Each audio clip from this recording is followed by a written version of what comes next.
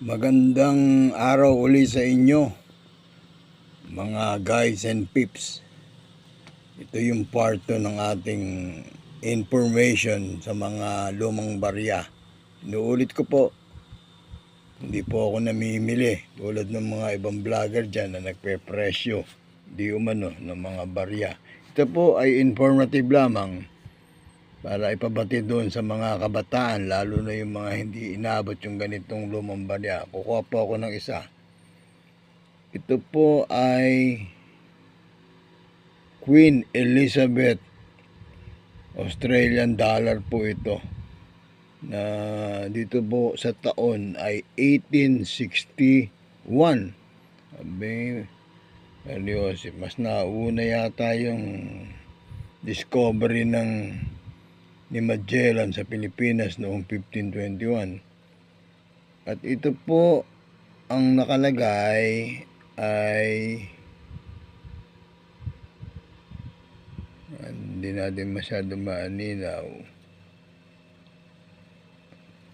Prince of Wales and Lady Diana. Ayan po. Spencer.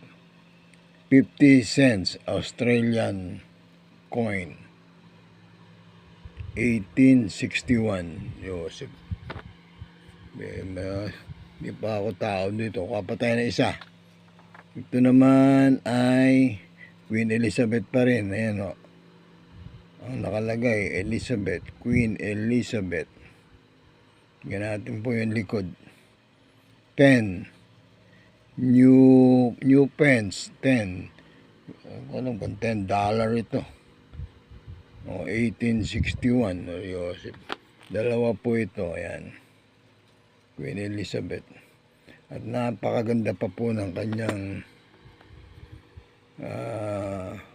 hindi po kinalawang. Ito naman, dahil nung araw ay hawak ng British colony ang Hong Kong, ito po yung nakita ko, Queen Elizabeth, ayan, the second, buong buo. Queen Elizabeth the second.